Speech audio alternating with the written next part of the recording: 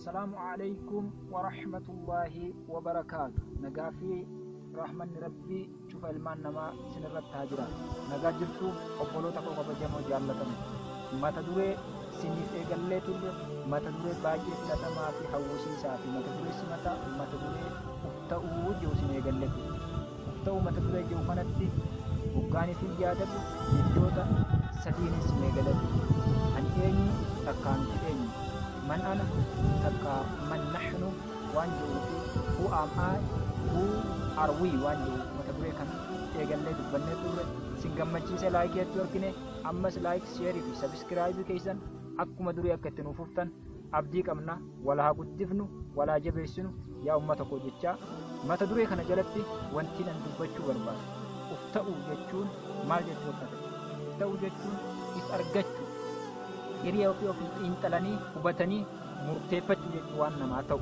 osoo namni biraa anas sii beeka anas sii godha na ta'i namaan hin jiru faallan isaa immoo ifta'uu jechuun maal jechuudha eenyummaa ofii beekuu jechuudha eenyummaan ofii yaa obboloo ta'u qabeenya ifiiti qabeenya rabbiin namaa kenne qabeenya carraaqqatanii humna rabbiin namaa kenneen argatan kanatu ifta'uu jedhama jechuun eenyummaa namaati. Kanaafuu ati ifta'uu jechuun maal? Eenyummaa kee yoo beektu. Eenyummaan keenya amala kee beekuu qabdu of ta'uudha. Amalli kiyya ka akkamii? Dandeettiin kiyya ka akkamii? Humna hangamiin qabu? Humna mallaqaa hangamiin qabu? Humna qaamaa hangamiin qabu? Jabeenya hangamiin qabu? Beekumsa hammamiin qabu? Ga'umsa hammamiitiin qabu? Efficiency jechuudha. Ammas mul'ata akkamiitiin qaba?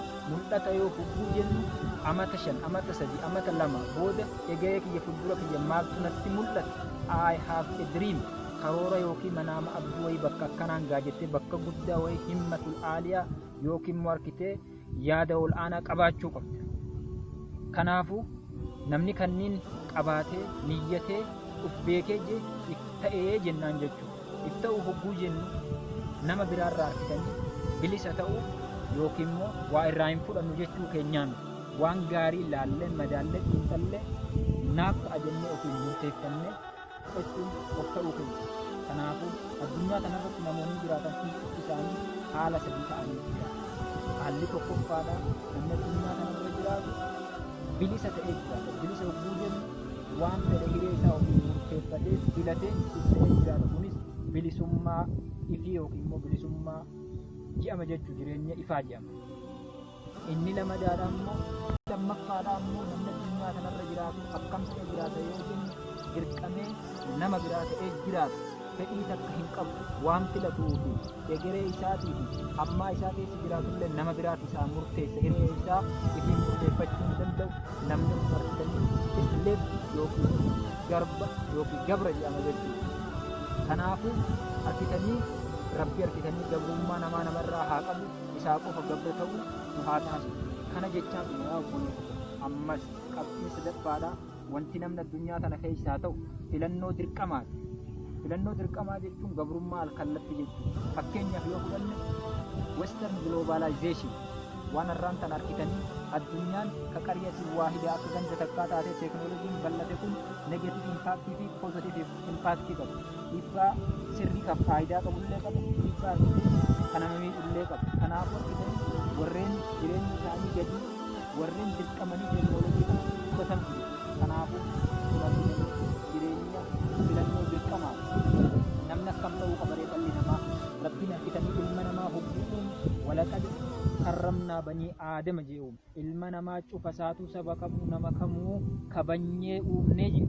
Kanaafuu kabajaa kana eenyutu ilma namaarraa murqalee jennaan ilaalcha inni gadhaantummaa qabu tuffi inni of tuffatutu gad isa taasisee nama jala isa cabsee namni akka hiree isaa murteessuu fi akka hiree isaa anatu sii beeka jedhuun isa taasisa. Kanaafuu dammaqxii fi jabeenya maaltu nurraa eeggama yoo jennu an argitee hubbuun uumamee jiru namaa gadii miti. Namni sarkitanii naa olii miti anillee namaa olii miti jennee aniif namnis wal qixxee uumaa rabbiin uume tokko. Kanaafuu sadarkaa inni geetan iddoo inni geetan anis nin ta'a jenne ilaalcha gadhaantummaa miira of tuffachuu keessaa bahuu akka qabdan abdii kiyya sagantaa biroollee babbareedaa fi qaqqaalii bifa kanaan itti siniifuufa. Kanaafuu akkana hordoftan jaalalaa fi kabajaadhaan isin gaafadha. Obboloota koo jabaadhaa dammaqaa isiniin jechuu barbaada. dukkana booda ifatu jira akkuma jedhamu eeguma harkitanii halkan dabree booda guyyaan ifaan kun dhufa. Sababa saniifuu har'a jireenya mana kee laafaa harkitee uffata kee harkitee sirratti xuraawaa harkitee mana kee harkitee dhiphaa harkitee hin dhiphatin sirraa jijjiiram ni jijjiiram if jijjiiri mataa kee jechuudha. Jalqabatti mataa kee jijjiiruudhaan harkitee ejjennoo fi murannoodha. Kanaafuu har'arraa eegaltee guyyaan kee har'aa kanarra qabsoo waan dhabdeef qabsaa'uu qabdu. Qabsoo jechuun waan dhabde yookiin hiree keessi harkaa gufate nama harka seene takkaa dhabdee jette argachuudhaaf carraaqqee turreetu jechuudha. Kanaafuu qabsoo har'arraa eegaltee qabsoo dhugaadhaa ka haqaadhaa goote if jijjiiruu qabdi. Teessee wanni ati jijjiiramtu hin jiru. Namni harkitee ol deema malee duubatti hin deemu. Tole ka obboloo tokko harkitanii mata duree qaalii fi bareedaa kana ka yeroo har'aan tana addunyaa irraa keessatti namni baay'een ana ta'aa karaan biyyaa ana ta'uu qabda jedhee hiree namaa murteessuuf carraaqu keessatti anis harkitee ana ta'i hin jechuu guyyaa miti atillee ana ta'i nyaanii fi hin jennee waliin ilmi namaa ittiin wal kabajnee jaalalaan gaarii walirraa qabnu walirraa qooddannee kanaafuu akka nama gaarii tokko taaneen namni dhalli namaa itti hajamu egeree abdii biyyaa akka taatan obboloota koo obboleeyyan qaqqaalii keessaa gargarri zamana kanaaf jijjiiruuf akka qophooftan abdiin qaba. Galatoomaa ulfaadhaa sagantaa itti aanu laayikii fi sheerii fi sabiskiraabii keessan laallee gammachuudha sagantaa bareedduu fi hawwattuu isinii qopheessinee dhiyaannaa. Galatoomaa ulfaadhaa nagaan tura.